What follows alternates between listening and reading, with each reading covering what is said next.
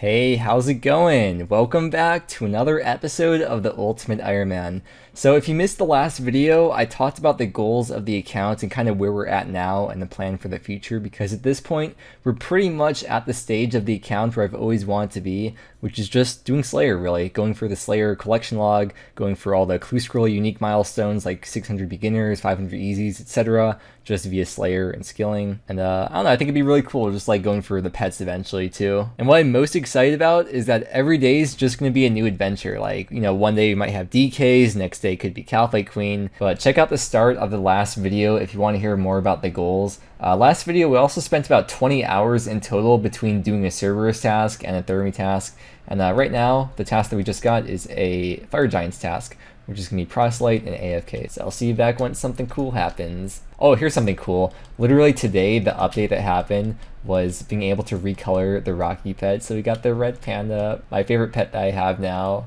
It's so cute. I would die for him. So here's how Slayer is going to go for this account whenever I get a non-boss task. I'm going to come over here, grab out the Proselyte from the armor case, and then head on over to the catacombs and just AFK there. Now normally if I wasn't doing boss Slayer, I would have the Bone Crusher on me, but because I'll be doing a lot of bossing, I don't want to have to worry about getting more charges for the Bone Crusher after like every task or every couple tasks. It's kind of a pain, have to go a little bit out of the way for that, and I'd rather have as much inventory space for food as possible while I'm bossing. It's so weird, this is the first time I've like really trained Slayer in the last 5 months, like besides the last 2 tasks we had, which were both boss tasks.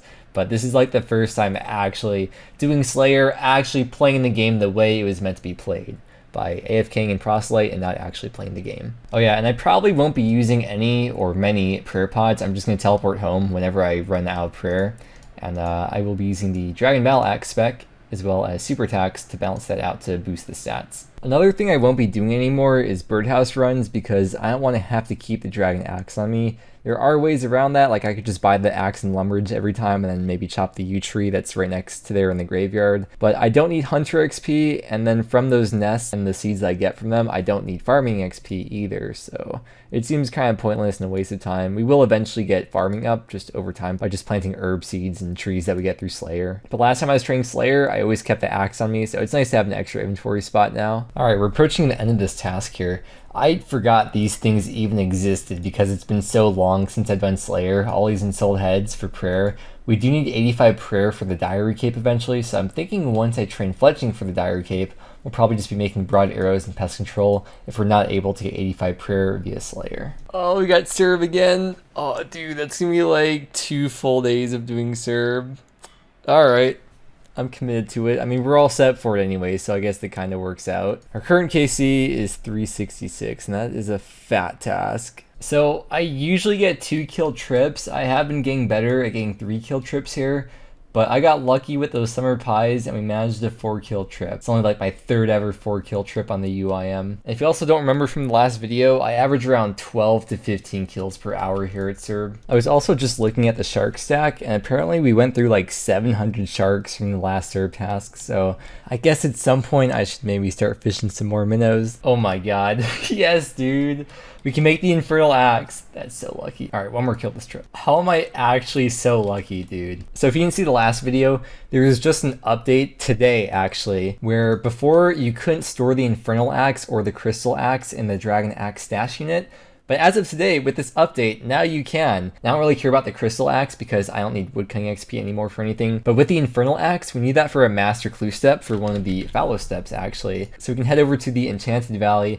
And this is actually a really convenient stash unit for UIMs just to be able to store a Dragon Axe in the first place. Let's go grab that out and make it. I wonder if I'm the first UIM to have this stash filled with an Infernal Axe, since probably no one already had an Infernal Axe on them before this update. Okay, here we go. Combine these together.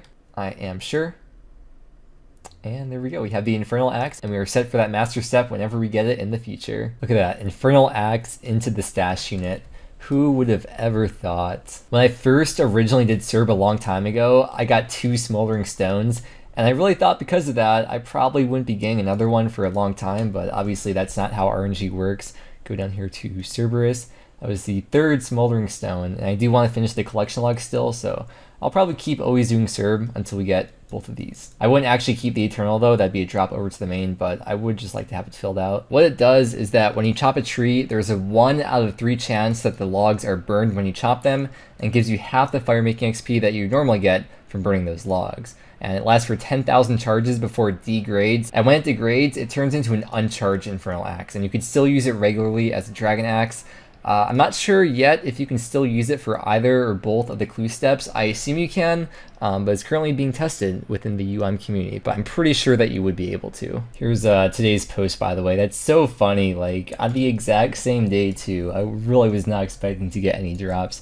Mainly just care about going for the ranks. Alright, I'm gonna stop talking about this and let's get back to Cerb. Okay, this trip we hit 400 KC at Clifford. Oh my god, dude, what? The Smoldering Stone Factory over here, dude, oh my. Okay, dude, alright, let's take a look at the collection log. I bet it just looks freaking ridiculous at this point. Look at that, dude. 4 Smoldering Stones. That's so funny. I'm going to drop it over to the main though, because for the pickaxe, you can store Infernal or Crystal Pick, but I think I'd rather have the Crystal Pick if I were to choose between the two. But it's 1.5 mil over to the main. Oh, by the way, if you do create the Infernal Pickaxe, same thing with the Infernal Axe as well, you cannot undo it. Even when it gets uncharged, it still just remains as an uncharged Infernal tool. So there's no way to ever separate them again. Whereas with the Crystal Pickaxe, you can take the Crystal Tool Seed off of the Dragon Pick and revert it back into a regular Dragon Pick again. So before this, my PB for a trip was 4 kills. Not only do we get 5 kills, we got 6 kills this trip. Granted, I did get the Summer Pie drop and the Super Restore drop, but 6 kills on the freaking UIM. Not ghost skipping either, by the way. That feels freaking good. Feels really, really good. That's a 500 KC now at Clifford, the big red. I'm running out of names to call Cerberus. There we go, last kill of the task. Of course, we get the Keymaster teleports like right on the last trip as well. I was getting more consistent 3 kill trips. The kills per hour have gone up too. It's closer to like 15 to 20 kills per hour than like less than 15 like it was before. So improvement is always good. All right, we got a Bloodveld task next, which is nice while I AFK. And then tomorrow, hopefully, we can get another boss task for the stream. But let's log off and we'll see what our Cerb ranking is now. 3 Cerb tasks, 558 KC, rank 54. I remember in the past when I used to have the Tome of Fire, I'd be alching things while I'm killing Bloodvelds or any Slayer task, and then people would come into the stream and be like, hey man, you don't have your Dragon Defender equipped, you're wearing the Tome of Fire, and I'd be like, well, I'm alching right now, but now I don't have to have it equipped because I just keep fire runes in the rune pouch. Now they don't have a Tome of Fire. Yo, first Superior back to Slayer. I forgot Superiors existed too because it's just been that freaking long. Gotta get back into the groove of things with Slayer. I also probably won't be doing Skatizo until after the death mechanic changes come into the game, because once that does happen, Skatizo will be like a safe death essentially. Your items will appear outside of there after you die, so I'm not going to worry about for now, especially because I want to focus on PVM, so if I don't finish a totem, I don't want to have to hold on to pieces while I'm bossing. Oh yeah, Concave is also nice, so that way if I want to reanimate during the Slayer task, like for example the Bloodvelds drop the runes that you actually need to reanimate their heads, I can easily teleport back home with the Construction Cape, even though I'm not on the regular spellbook. Dude, this thing's actually so useful. It's like a diet max cape, pretty much. There's so many like little uses I'm just figuring out. By the way, when you reanimate heads during your task, it does count as a kill for your task, and you get 35 Slayer XP from it. Also, if you didn't know, you can reanimate where you get the head from too. I think there's like a time limit or something. I don't know exactly, but yeah. One more thing to mention about Bloodvelds is that there's actually a new spot to kill Bloodvelds, which I think is the best spot for Slayer in Darkmire that was just recently added with Sins of the Father. There's a spot that I think is just like this, except you can cannon them. So check it out if you're doing some cannon Slayer. So as you can see, the next task that we have is Gargoyles, which means for us, Grotesque Guardians. Now if we take a look over here at the stats of my main account, Mudkip, and scroll down to Grotesque Guardians, I have 136 KC, and all that was from like when the boss first came out, and there has been a bunch of Grotesque Guardians changes over the last few years since the boss came out. I don't think too much major stuff, but a bunch of small quality of life changes. But either way, point being is that I barely know how to do the boss, and it's been so long. And we're going to be doing it on Ultimate Ironman too. I don't know if I actually want to do the whole task because I remember it being kind of annoying, but like I said, it was a while ago and there have been quite a few changes. So the goal is at least going to be just to get ranked on the high scores for UIM.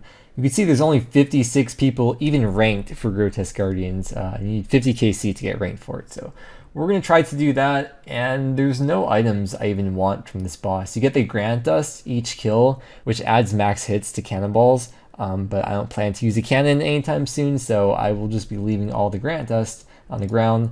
All these uniques, I don't think any of them have any practical use for a UIM, unless you're going for something very, very specific that you're grinding out for a long time, but I wouldn't have any use for any of these. Only drop I'd actually care about from the Grotesque Guardians would be the jar, which is 1 out of 5k, and then the pet, which is freaking sick. So it'd be cool to get one of those, but I definitely do not expect to actually get them. If anything, it'll be a fun learning experience just to learn the boss and get ranked on the high scorers. And if we do end up getting any uniques, well, it's still nice to fill up the collection log, even though I probably would be dropping them over to the main. Something that I've been thinking about is that every time we get a new boss task, or pretty much every time, I'm gonna have to re-suicide and organize my gear, but I guess that's okay because most boss tasks will probably take like at least a full day, if not a couple days. But that's just part of being a UIM. It's like having to go bank to re-gear after each task, except for me, I have to spend like 20 or 30 minutes suiciding and reorganizing. I also noticed looking at my main account's boss KC is that we now have more kills at Cerb on the UIM than we do on the main. I don't even have 500 kills on there, so I just thought it's kind of funny. I mean, I guess technically the UIM kind of is my main now. Goodbye, Dragon Dagger. You will not be missed because you're very easy to get back. Okay, so I've been thinking of what to do for the switches for Grotesque Guardians because you need range and melee. And I was thinking about the boot switch. I don't think it's that important for the extra inventory slot for the boots, so I'm just going to keep those in there and have an extra spot for food. I think that'll make more of a difference. I'm kind of considering alching the Dragon Battle Axe and just buying it back later, because I don't know if that one spec that I use in the POH before I start running there is really going to be worth the inventory slot, so I'll probably end up alching it. You can also make Slayer Rings to get there really fast, but I don't know if it'd be worth it for me to actually spend the time doing that as well as waste the inventory slot. So I'll just be running there each time to the Slayer Tower. You can actually use the Grotesque Guardians as a death storage for 50k if you happen to be on task, but pretty much no one uses it because it's extremely inconvenient. It costs more than Hespori, it's 50k instead of 25k.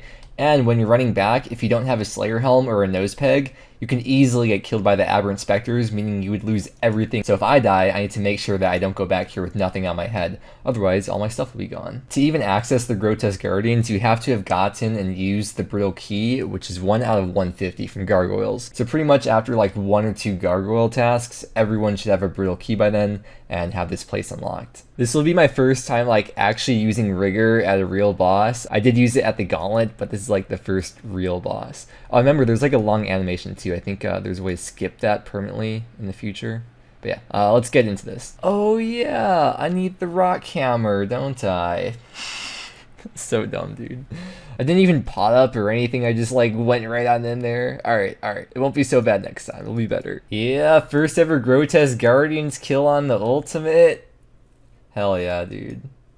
25k GP. Oh yeah, the boss drops Addy bars sometimes too, so that will just fill up the blowpipe and we don't have to worry about upkeeping darts. That wasn't too bad, dude. It's a really nice mid-level boss. Yo, that Slayer XP drop though, almost 1.5k XP. Oh, supply drops too, so we can stay here longer as well. That's nice. Okay, so there's 5k C at the boss, and it turns out after 5k C, then you could right-click the Cloister Bell to quick start it, or I guess left click with Runelight. Oh yeah, it drops super combats too. Yeah, I'll probably just alch the Dragon Battle Axe then, and then buy it back again from the Heroes Guild whenever we need it for future Slayer tasks. Granite Dust is untradeable as well, so can't drop it to the main or anything.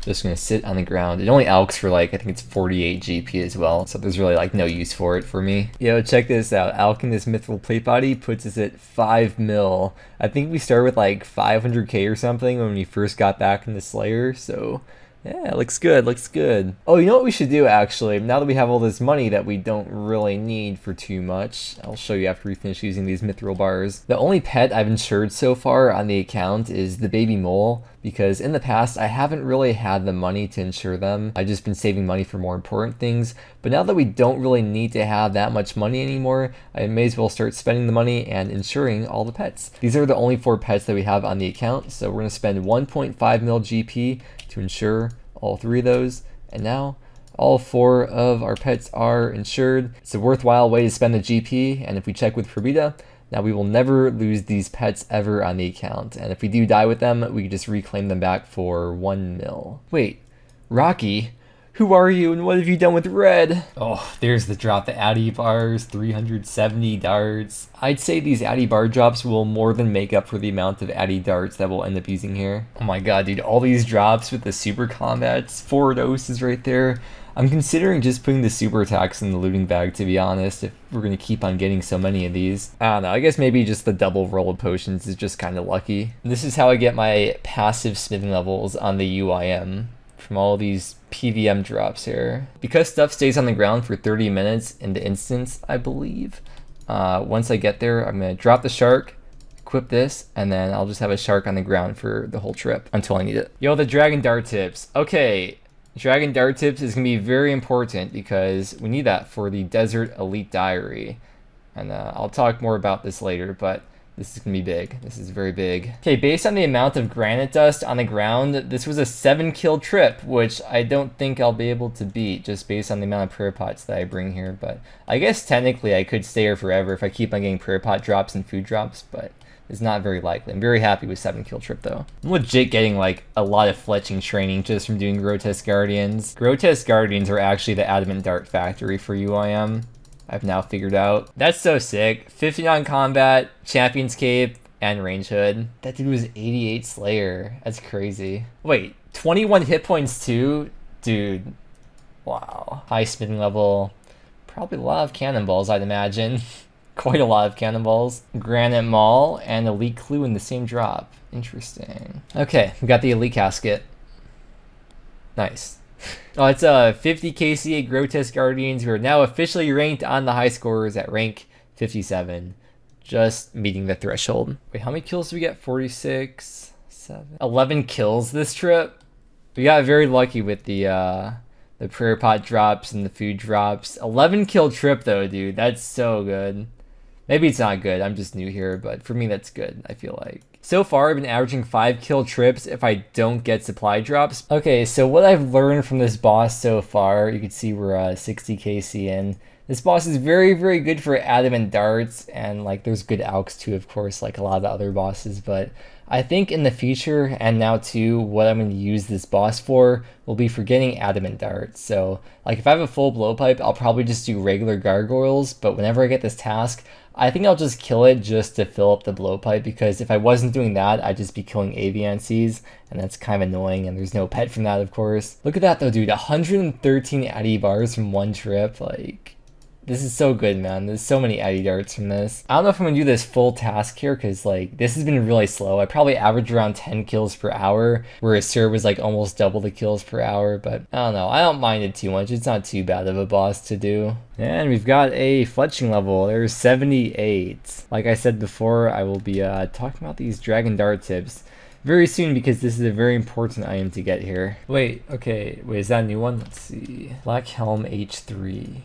It is, cool. Yeah, I've just been doing some Sacred Eel fishing, but I'm ready to get that to Grotesque Guardians. We're not even halfway through the task, and I've already spent so much time on this, but it's okay, we'll keep trucking through. I don't mind the boss too much yet. Also, in 60 kills, looks like we went through about 1.4k scales, and we've profited over 3k Addy darts. And just like that, we now are back up to the 5 mil cash stack. And if you think I made that clip just to subtly show the KC, you need to grow up. There is 100 KC at the Grotesque Guardians. As I said, this was my first time really doing the boss, and it's been fun learning different methods like prey flicking versus running under, and just learning the actual mechanics of the boss, like knowing when to hit, how many hits you could do, and what to expect each phase. In the future, maybe I'll show those kinds of little things as I figure them out, but the main goal is to be focused on the UIM aspect, which means showing how I manage inventory, re-gear, talk about kills per hour, etc. Alright, there we go. Finally, the last kill of the task,